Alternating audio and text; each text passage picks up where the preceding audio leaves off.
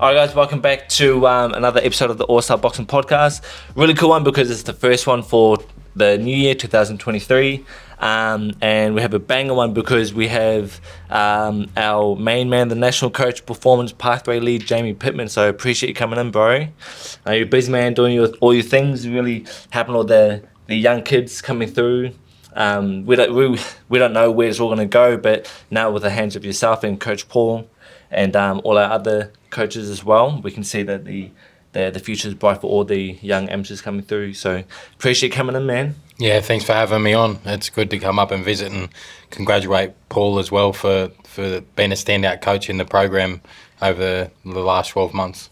Have you noticed, I know, so with this episode, we'll stick within the theme of the World Championships in Spain last year. I know we can talk hours about anything, but we'll keep around that. But have you noticed big difference with having Coach Paul introduced into the whole amateur scheme? Absolutely, and I've had my eye on Paul for a couple of years now when he started to produce a couple of years ago, and to have him in the national activity, state activity, and then internationally, I went to Thailand. He came to Thailand with me for a 10-day camp, which ended up turning into a competition sparring series, and he really impressed me over there, his interaction with athletes and the way he holds himself as a coach. Yeah, nice. So for the very few people that don't know who you are, can you just briefly give us your experience and just your role now? Started boxing when I was 10 years old. Was lucky enough to box at a couple of Com Games, Olympic Games, was the Olympic Games captain for boxing in Athens.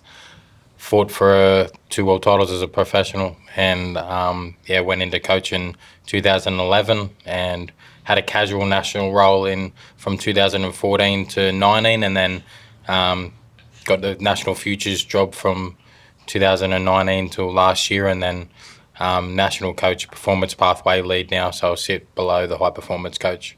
Yeah, nice. So you've obviously been around boxing for a very long time now. How do you rate All Star as a club? Oh yeah, I mean they first of all, their culture and their own pathway within a club is rare. The athletes that have come to me at national activity and what I've seen at international activity and even state activity are coachable. They're respectful. They're supportive to each other, and the coaching staff continue to grow and get better each time. They're very respectful, and even the coaches are coachable. So that's a unique formula in boxing. Yeah, nice. So Coach Paul, still, I spoke to you a while ago, and you're still a young coach. Yep. But being beside people like Coach Jamie Pittman and others in the game, Coach what's his name? This guy. Santiago. Boom. So because you're still a young coach, you see the potential of where to take kids through, because Australia's been a certain way for so long. When you say the AIS and all of that, you're pretty much changing the game for All Star. Yeah. And you're still a young coach, but you're doing new things. You're changing it, the structure. Yeah. Like, where do you find your key points as a coach? Like, where are you looking? Okay, so with the likes of Jamie Pittman and San Diego, that's just like for me as a coach. There's so much experience right there in front of me.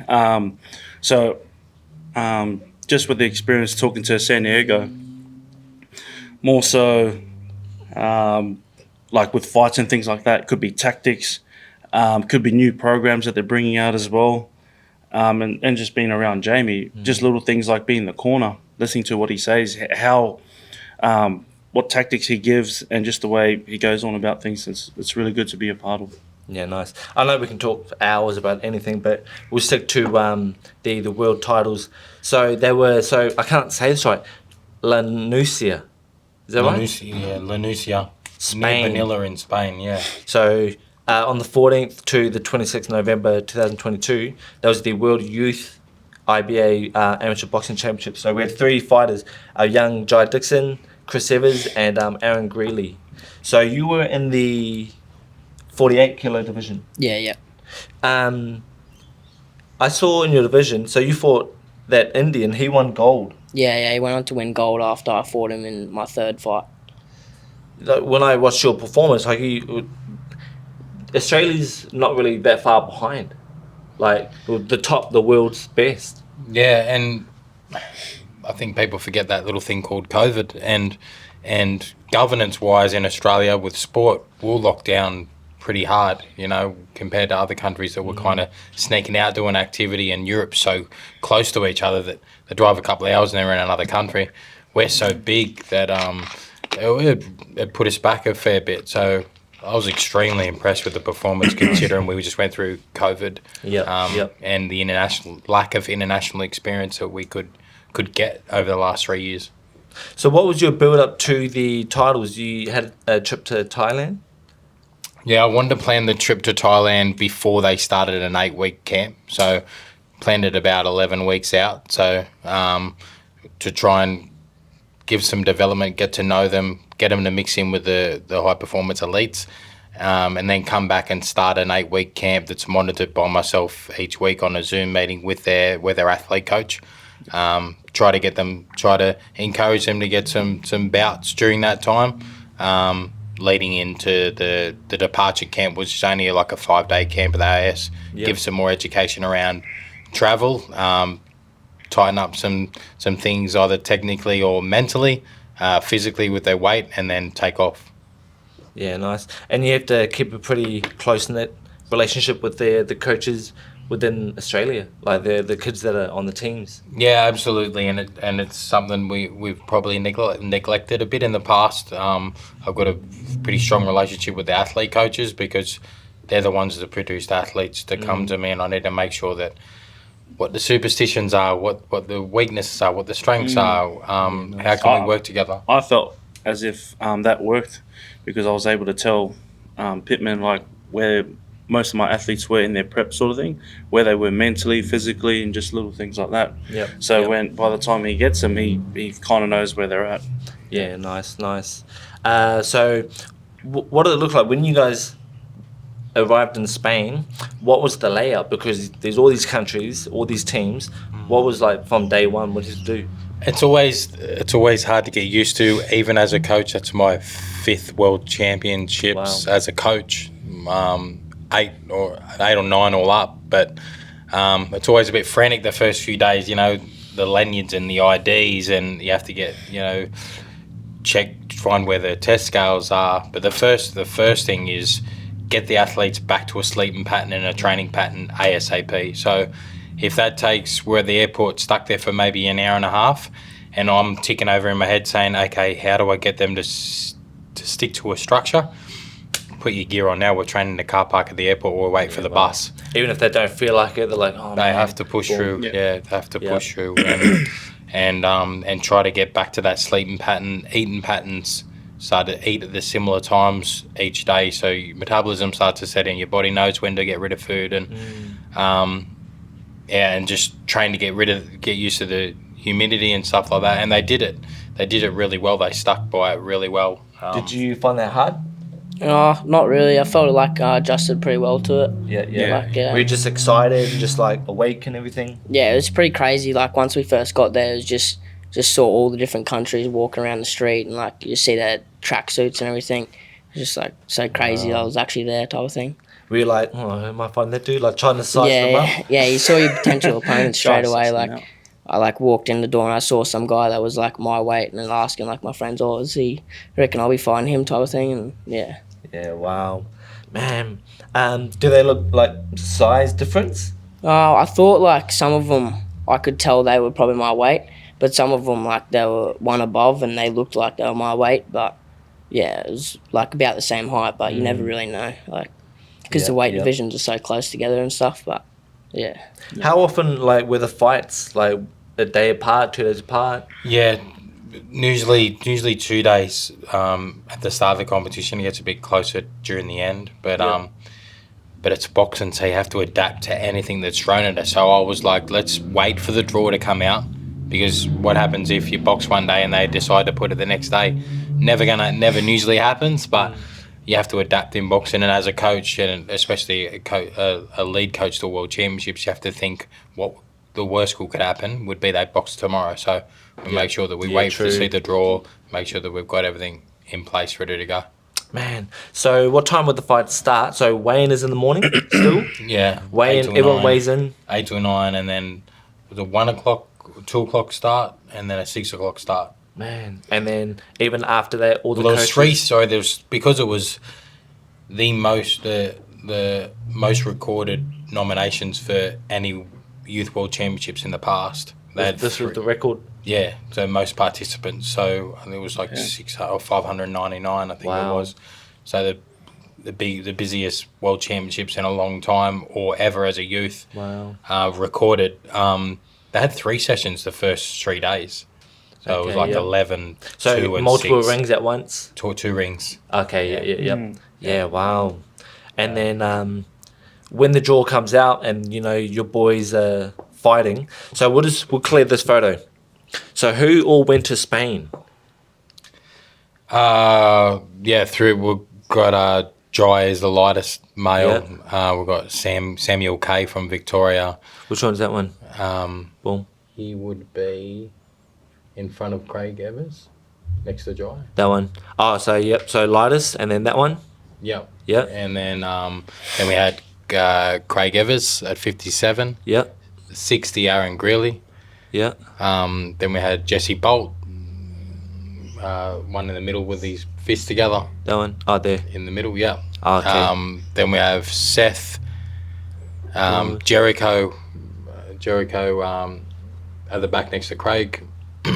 Yeah, there. Yeah, and then Paige Robinson, our only female that we sent away. Yeah, yep. And then the coaches, Mark Evans. Jess Cashman is the manager / coach, and Jeremy Udovich. Yep. Yeah, myself. That's who he is. So you guys would have been busy, man, just getting everyone organised, all the paperwork, and just having to even be in communication with all the coaches back home. Yeah, making sure that they know who's got the draw, sending the draw to them. That after we send it to BA to post, and talking to the athlete coaches about what your feeling is about the tactics. Someone like Paul, we've worked together closely, so he said, I trust you with the tactics, and I've had a look at him, and we've got similar thoughts. Yeah. Other people very, very similar. Just fill them in and make sure that they know what days they're boxing, and if there's any tactics or anything that they feel that they believe in the fight. But as a head coach, you have to take that risk of you got to set those tactics. And there's times during it where I chose not to do video analysis with Jye because I felt like he would overthink that bout. Okay, yep, nice. And we set a game plan. I spoke to Paul about it. Coach Paul was like, I completely agree. We stuck to that game plan, and we had to be patient because I had a feeling we'd drop the first round because he'd come out hard. Yep. And I didn't tell Jye that. Dropped the first round 3-2. And I got a little bit of a ghost face back at me. I said, "Oi, that's good. That's really good because he'll fall apart now. Win the next 2 rounds 5-0." So. Yep. And that's just what you said before about differences in coaches, because there's been in the past where kids can be with their main coach for their whole amateur career, and then make the team, and then they're with a head coach, the national coach, and there's just a different relationship. You may not know the kids more than the original coach would, and you have to really know the differences between all the boxers in the team. And how to adapt to different... The way I talk to one person is a different way that I talk to another, and it takes a long time to develop that skill. But we're so lucky we've got this amazing program, the Futures program, in play, because we kind of identify them at a state level and start to get to know them already. They know the terminology, they know my expectations in camp on being on time or little things like that. They start to understand the national system. So once we got 88 athletes identified and on paper and their stats and stuff, we start to identify deep in the pathway. Yeah, nice. How many fights did you have? Was it 3? Yeah. Yeah. So you had first was Korea. That was on the first day, I'm pretty sure. Yep. Yeah, and then the next one was Dominican Republican. That's how you say it. And then last one was India, obviously. Yeah. And he went up to win gold 2-way. Yeah. I think he had 2 more fights after me, or semis and then final. Yeah. Wow. Probably lost to the boxer of the tournament in my eyes. Yep. Look at that, man. And again, there's not much of a gap. No. Like it's just there. Yeah, and even I learn in these. I go back and watch it over again, thinking, what could I have done? You know, he dropped the first round. The old school rule is win the first round, you win the fight. So how did I not help him get that and come back and won the last round and even second round? But a 9-minute fight, the first 3 minutes is very important. Because the time difference was crazy. The boys were fighting when it's like, what, 3 a.m., 4 a.m. here? Yeah. Around, I think it was about 11 o'clock. Yeah. And sometimes at 2 or 3 in the morning. So, yeah, but... How were you, Coach Paul? Because you were like awake for all of their fights, eh? Adrenaline. I think that's the best way to describe it. I'm standing in front of the TV, and I'm in my head as the kids are going back in the corners. I'm actually talking to the TV, and I'm watching them. What was Jamie saying, or whoever it is, you know? But I think that's just me really wanting our fighters to win, and really do well. Yeah. Wow. And when you're watching them, could you see, like, with things working, were you like, oh, man, because you've obviously been with them, like, since the start, but when you watch them on TV, were they a little bit different? Could you see the nerves? What could you see? I think there's few fighters I thought might have had, the nervous might have got the best of them. But I think with the tactics that Jamie had given, it was spot on. It was just a matter of executing on the day. I think that's what it comes down to. And then how was example, Aaron Grealey, he fought Ukraine in his first fight and just lost, but then he was sparring some of the world's best there. So how was that set up? Was there like another gym where all the boys were just mingling? Were you just like, oh, we'll spar tomorrow type thing? Yeah, they have the training centre was provided to teams could go there and train there. I had a ring and some simple bags and bag frames and stuff like that. But me knowing with experience, then the first day of competition, usually the next day, starts the sparring. So I gave athletes, if I felt like they had got caught too many times with headshots, I'd give them a day off, and they felt like they could go the second day onwards. Athletes that felt like they pulled up good, the box the next day. Jye was in the ring the next morning after he lost to India, boxing a group of athletes heavier than him that had lost in the competition. But we don't have the registrations in Australia to just sit there for 9 days or whatever the rest of the competition and sit on the beach. We have to get development. Nice. And the best development is more realistic to fighting, which is sparring. So from the next day onwards, we left at 8:45 every morning to go up.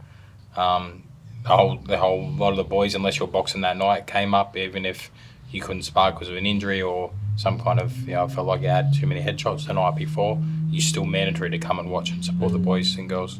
Yeah. So these were some of the world's best athletes there at the World Youth Championships. Could you see like some future world champions amongst them? Like, Yeah, you're like, absolutely. wow, these are just talented freaks of nature, really. Yeah, absolutely. Like a couple of the Kazakhs, you could tell that they were going on to be Olympic gold medalists. Yeah, and, wow. And Wow. but as you said, when we lost every bout by a split decision. Yep. So again, So close. We're not far off the pace, considering we're so far away from the rest of the world. We're 14 hours for Dubai and then another 6 onwards. They just cross each other every weekend to box.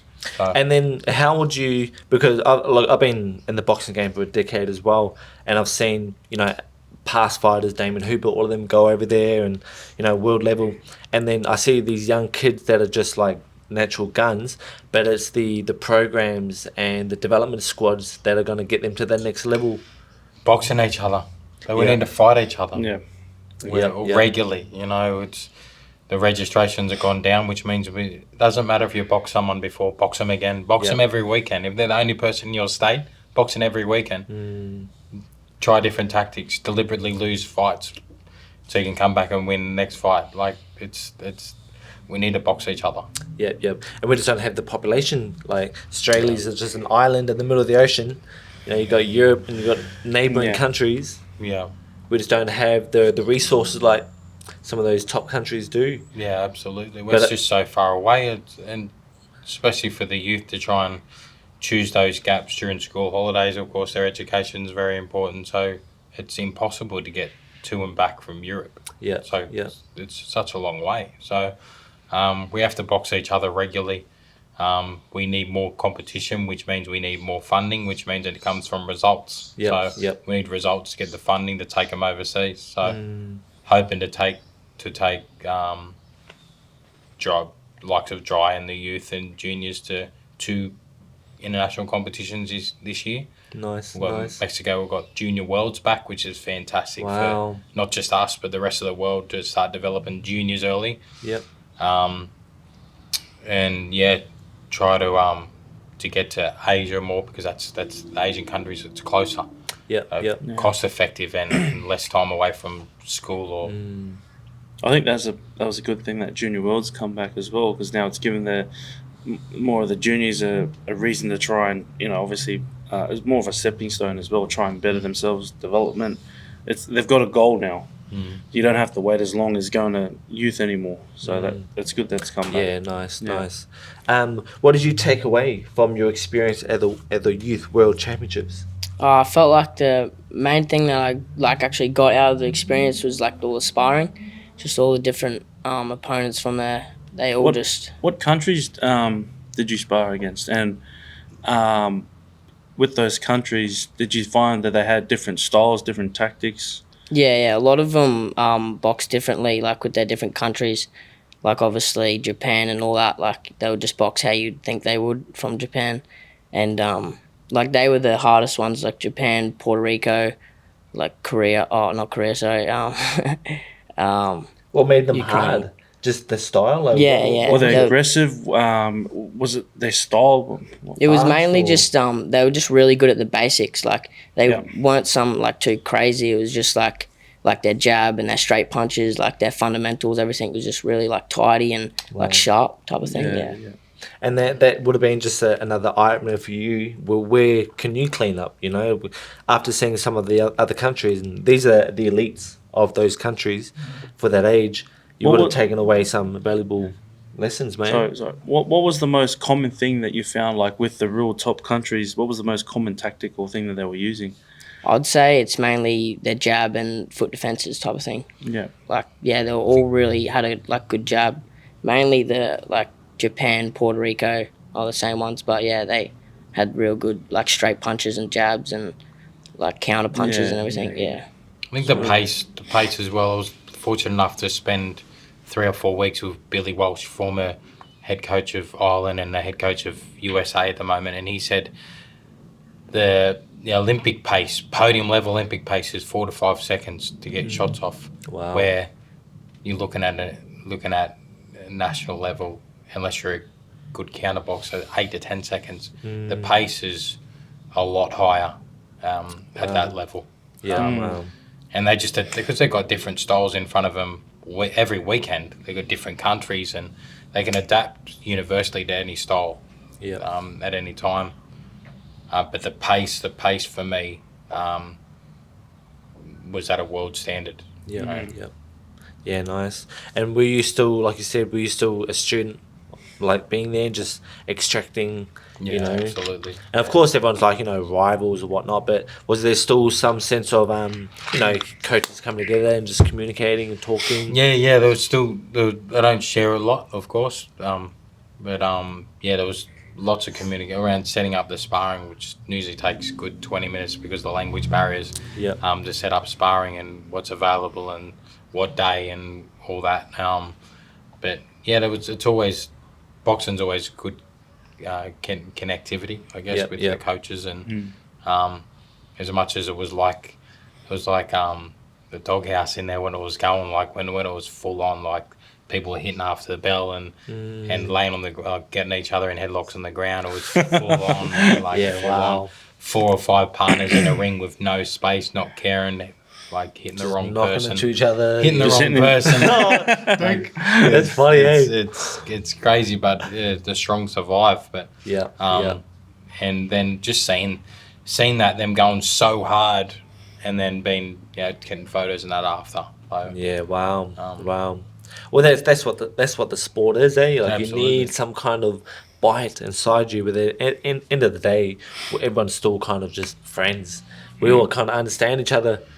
It's a competitive sport, and if you're Yeah. not competitive as a coach, as an athlete, as a manager, then get out of the sport. It's competitive. It's combat sport. You know, people all the time may say, "Oh, don't you like me?" No, of course I like you. It's competitive. Yeah. On the other side of the ring, we've got a coach in another corner that I want to beat, Yeah, yeah, yeah. and it's just like the athletes. So, Yeah, wow. Crazy. Well, who, like, for those that aren't really in the boxing world, who were some of the strongest countries there that medalled? the Asian countries were good. India, Japan. Who else? Kazakhs, of course. Ukraine. Cuba usually don't start to get their main focus, of course, as Olympic cycle. So they don't always do well at youth worlds and stuff like that. Mainly are out of experience to develop them to go in the elites and win Olympic medals. Wow. But wow. which is they nail it every 4 years, which is Wow. crazy.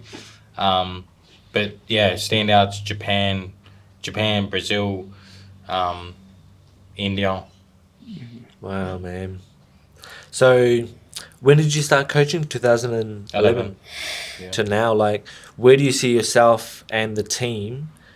We can't forecast the future, but where can you see yourself and the team growing to? Like, what's your main objective? Just more fun so the kids can travel?